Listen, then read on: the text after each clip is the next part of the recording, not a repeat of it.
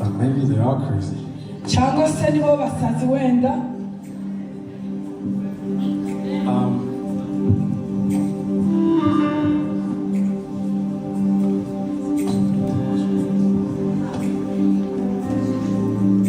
So this song, when I heard the song, was my first song. It played on the radio. I told all my classmates. I told them. Iyi ndirimbo ni indirimbo ambere nanditse bayiririmbaga kenshi no ku maradiyo. I told all my friends, go on the radio. They're playing my song. Narababwiraga ngo iyi ndirimbo iri kunyura kuri radio ni yanjye. I didn't know what life was going to bring in the future. Sinari nzi ico imyaka y'imbere izazana. Within 2 years, I became so famous, and I was only 18. Mu myaka ibiri nyuma yaho gato nza kuba umuntu uzwi cyane, nari mfite imyaka 18.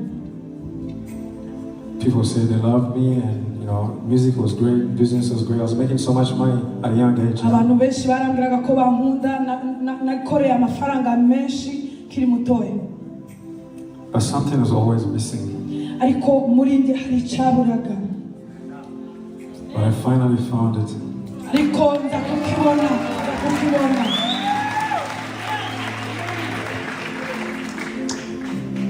Yes, I think you're ready.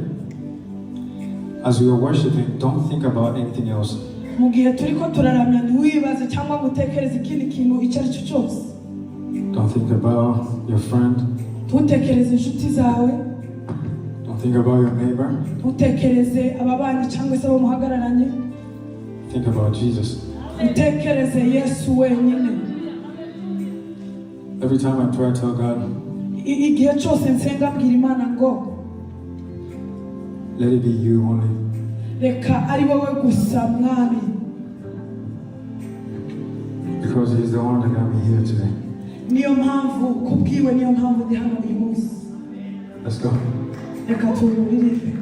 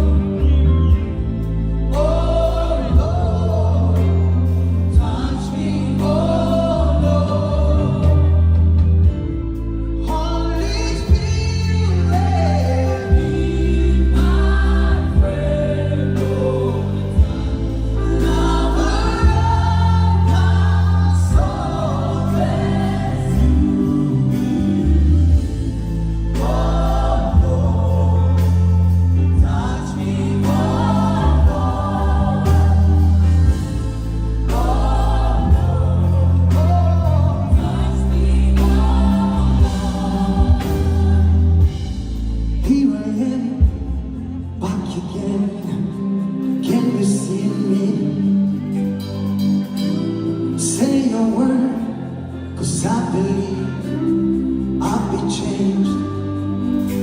I need another chance. Would you please be my God? I lost my way. Would you come set me free? I wanna see my soul. Hallelujah. Help me please, be with me. Hallelujah. I'm pushing hard, and hard. Hear me one more, Holy Spirit. Holy Spirit, be my friend. Lover of my soul, rescue me. Oh Lord, touch me, oh Lord.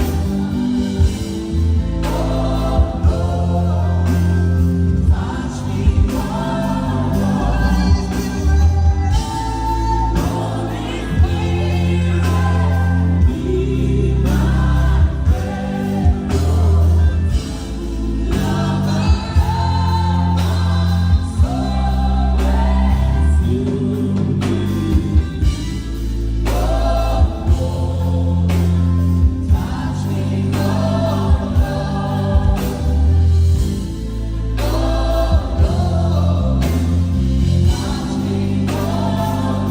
I'm gonna sing again this one. This is a worship song, you know? And you might be here today thinking, what am I talking about? This Holy Spirit is here tonight. Amen. You have to just call on Him. Amen.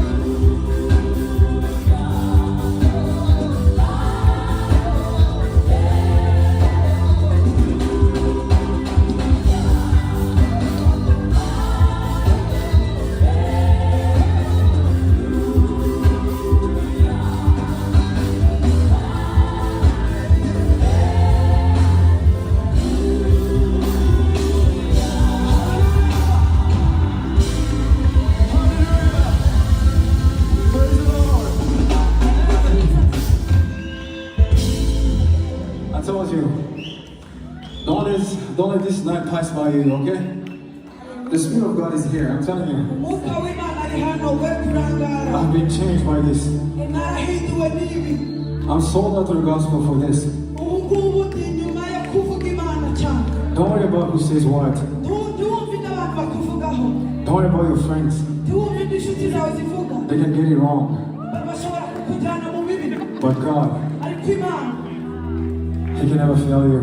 ntashobora kugusiga cyangwa ngo agutekereze haleluya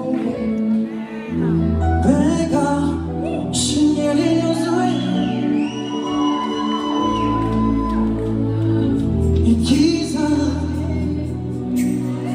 You have to sing along. Let's do it again. I want to see you. 내가 신경이 요소에 이 기사 옹골에라 이래도 거대회가 tumba 마와 요새 시와 군이에게사 이 기사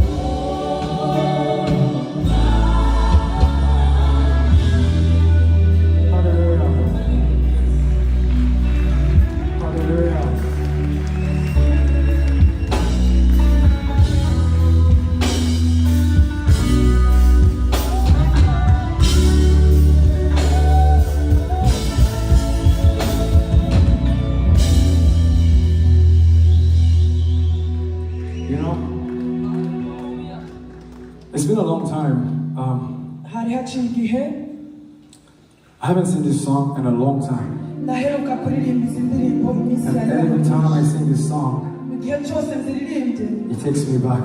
bijya bisubizaho inyuma. You might be here, you've been in church for too long. ushobora kuba warazumvise kera. This thing has become a religion to you. ibi bishobora kuba byarabaye idini kuri wowe. My prayer today amasengesho yanjye uyu munsi is today, uyu munsi if there could be only one person hashoboye kuboneka umuntu umwe gusa to change his mind, kugira ngo ahindure ibitekerezo bye, to change his way of thinking ahindure uko atekereza about Jesus. That's why I'm here today. iyo niyo mpamvu ndi hano That's why I'm doing this today. niyo mpamvu ndi gukora uyu munsi. Please, when we're singing, open up your spirit, open up your heart. ndabasaba ngo mufungure imitima yanyu n'ibitekerezo. Let the Holy Spirit minister to you. reka Amen. umwuka w'Imana abe kuri mwe.